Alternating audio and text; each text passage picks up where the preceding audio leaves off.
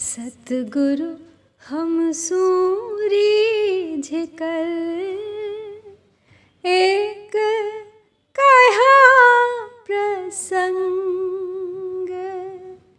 बरस्या बादल प्रेम का, भीज गया सब अंग।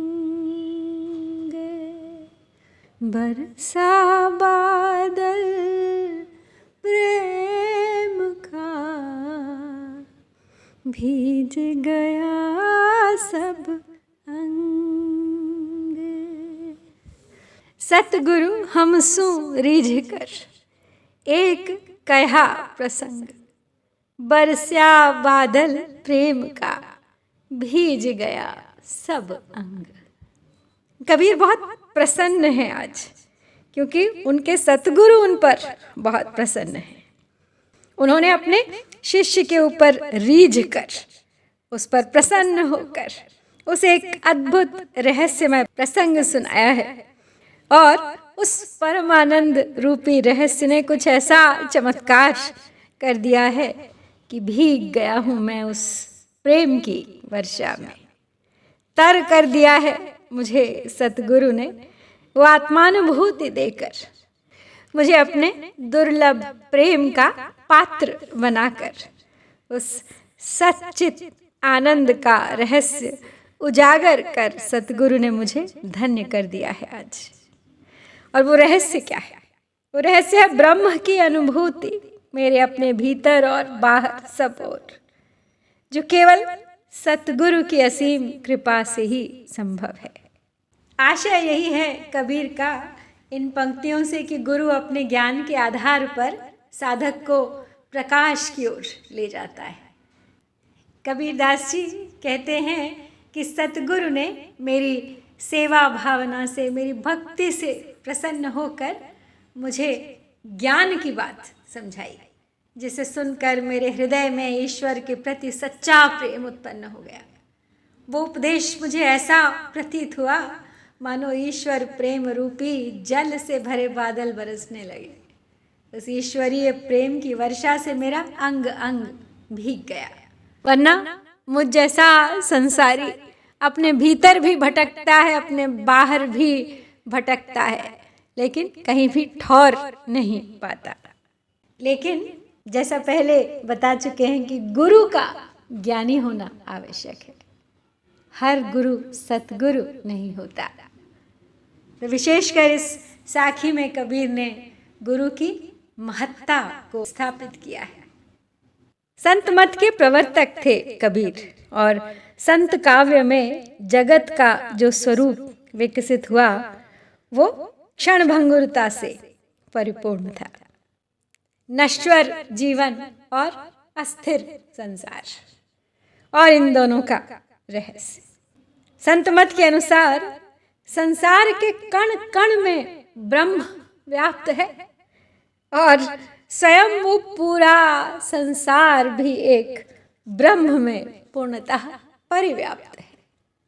अर्थात ब्रह्म के सिवा कोई दूसरी सत्ता नहीं। यही है आत्मानुभूति। मिलान हो गया है मेरा परब्रह्म से। जान गया हूं मैं अहम ब्रह्मास्मि का आशय। और जो भी इस संसार में जान समझ गया इस रहस्य को, मान लो मुक्त हो गया वो जीते जी इस माया जाल से। फिर एक बार व्यक्त करते हुए महत्ता अपने सतगुरु की, कबीर ने यह स्पष्ट किया है कि एक आत्मिक संधि मेरी हो गई है परब्रह्म के साथ। उस संपूर्ण समर्पण भरे भक्ति भाव ने उनके अंतर मन को भी तर कर दिया है। ठीक उसी तरह जैसे बादलों का प्रेम जब उमड़ता है तो सारी धरती भीग जाती है, और पाकर उस प्रेम की बौछार, उस प्रेम की ऊर्जा, वो कृपा वृष्टि फलने फूलने लगती है तुरंत। वही स्थिति आज मेरी है, मेरे सतगुरु की कृपा के कारण, उनकी प्रेममयी ज्ञान की बौछारों के कारण। अपने ही रंग में रंग दिया है मुझे सतगुरु ने। इतनी गहरी बात को, अपने मत को, इस रहस्य को समझाने के लिए बड़े ही सरल शब्दों का प्रयोग करते हुए कहते हैं हम सूं, हम से। सूं ये शब्द हरियाणवी भाषा में काफ़ी देखा जाता है। फिर है रीझ कर। रीझ कर यानी प्रसन्न होकर, प्रभावित होकर, किसी पे मोहित होकर, किसी को अपने प्रेम का पात्र बनाकर। कहा यानी कह दिया, कहा, सुनाया। बरसा बरस गया, भीज गया, भीग गया, तर हो गया। सब अंग, सारा शरीर, तन बदन, अंतर मन। इसके अतिरिक्त अलंकार योजना अगर देखते हैं इस साखी की तो अधिक नहीं है। बरसा बादल ब वर्ण की आवृत्ति है, अनुप्रास अलंकार है। और सदा की तरह प्रसंग और अंग अंत्यानुप्रास, दोहे के दोनों चरण एक ही प्रकार के स्वर से अंत होते हैं। और बरसा बादल प्रेमिका में रूपक अलंकार की बहुत ही सुंदर व्यंजना है, प्रेम का बादल। तो ये थी श्याम सुंदर दास जी द्वारा संकलित कबीर ग्रंथावली के गुरुदेव को अंग से 33वीं साखी। शीघ्र लौटूंगी अगली साखी के साथ, प्रतीक्षा कीजिएगा। जय कबीर, जय भारत।